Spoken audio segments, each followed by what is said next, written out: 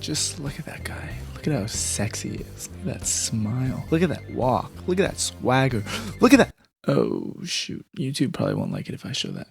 This is Roadhouse, and there's a lot of Conor McGregor in this movie. Like a lot of Conor McGregor. Let's just say you can't blame me if I call my wife tonight and tell her, "Baby, we done it. Conor McGregor made us rich. Break out the red panties." And I never thought I'd say this in 2024, or any year for that matter, but he might just be the best actor in this entire damn thing. But before we get into his acting in particular, how does someone even define what good acting is in general? Me personally, I've started to hold the belief that a film actor doesn't actually have a lot of control over their own performance. I mean, you have a writer who dictates exactly what they get to say, you have a director who dictates exactly what they do and how the camera sees their actions, and you have an editor who gets to literally manipulate and cut around the timing of every aspect of the actor's performance without any input from the actor whatsoever. Anyways, the writing and directing of Roadhouse has already seen a lot of criticism. I haven't seen the original from 1989 starring Patrick Swayze, but it seems like the response has been pretty consistent with every remake Hollywood has tried to put out so far. It doesn't live up to the first one. But what about the acting in this new version of the story? Not only is Jake Gyllenhaal one of the most recognized names of this acting generation, but also he's been the star of many successful thrillers with a brooding male protagonist. Nightcrawler, Zodiac.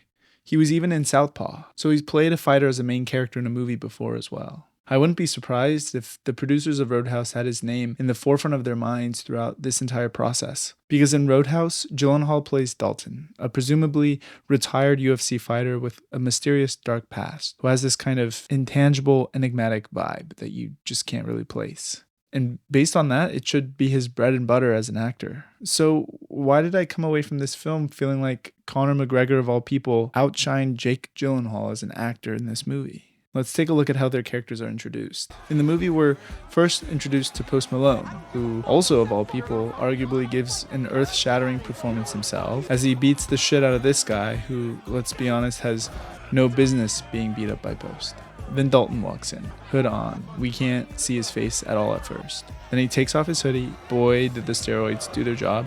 And just his aura, just the pure vibe of his muscles alone, captures the attention of the room and the camera. I mean, Post Malone's reaction makes a lot of sense here. It's human nature to not want to fight a guy that looks like that. What I think is pretty awesome, and one of the reasons why I love analyzing films, is this moment, where the believability of the moment gets intermingled with the metaphysical act of watching the film. Dalton's aura and muscles shock us as the viewers, just as much as it shocks the crowd in the scene itself. And he takes the bucket of money without even lifting as much as a finger. And so a balance is created through the language of the filmmaking, of a mutual facilitation of information between film and audience, a balance of realism and absurdism that both sides can understand, and it makes Dalton's character and actions here work. But pretty quickly, the balance gets a little questionable. Dalton walks outside with his money, and this guy comes up to him and Hey, Dalton! just stabs him. And Dalton has no reaction whatsoever. His lack of reaction is so inhumane, so antithetical to what a typical reaction to an injury like this would be like, that his attacker literally just freaks out and runs away. But what worked so well in the scene before gets flipped on its head in this scene. Before, the realism came from his physique and the reaction was the absurdism. But here, the initial element is the absurdism, the superhuman pain threshold that Dalton has when a knife goes like 6 inches deep into his abdomen. This is what we've been saying, man, like 6 inches is way too much. God. The realism is now a reaction to the absurdism. Realistically, a guy probably would get scared if somebody reacted this way after you freaking stabbed them like that. And I, at least as a viewer, am a little bit taken out of the moment. Like, really? Bro is like that? And again, a lot of what I'm focusing on is inherently built into the writing. Like Jake Gyllenhaal and that other actor have no choice but to carry out that scene with the stabbing and then him running away. Over and over, the balance that the first scene established is completely overturned. You have men walking into a club and brawling for just like completely brain dead reasons. This guy is getting into a complete bar brawl just because he didn't like the music. Yo, what the fuck kind of music is this? Get off the fucking stage! It's absurd. And Dalton's watching him, processing, calculating, refusing to take part. That's real. Then you have Dalton somehow taking down all these guys in a 4 versus 1 just by slapping them in the face. It's absurdity. Oh, come on, these guys need medical attention. Him deciding to take them to the hospital because he feels bad? Well, the human processing behind it, the desire to show them kindness after physically harming them, that's real.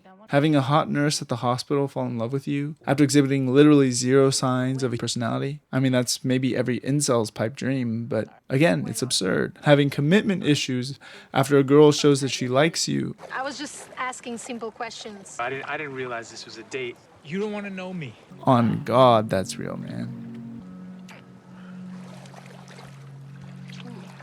So the entire movie ends up being these absolute batshit insane, absurd events happening, with Jake Gyllenhaal reacting to them in overly normal ways, despite the inherent absurdity of his own character having superhuman powers. Oh, shit. Whereas Conor McGregor thrives in an environment like this. The guy was built for chaos. His character's actions and ridiculous ways of moving, speaking, and expressing himself are perfectly suited for the abomination of events happening around him. Where the fuck is everyone? I don't like it when people equate exaggerated acting to bad acting, and I think subtle acting has gotten a little overpraised in the current era of film. You're always going to need exaggeration. It just has to feel earned and justified. Conor earns it here with his sheer commitment to the consistency of it. Thank you, God. Sandwiches. It's a perfect personification of somebody who continues to rely on their physical intimidation, and they've conditioned themselves to believe that that's what will actually lead them to success. Once Knox is on the job, it's over, baby. And the most beautiful part is that this is just who Conor is.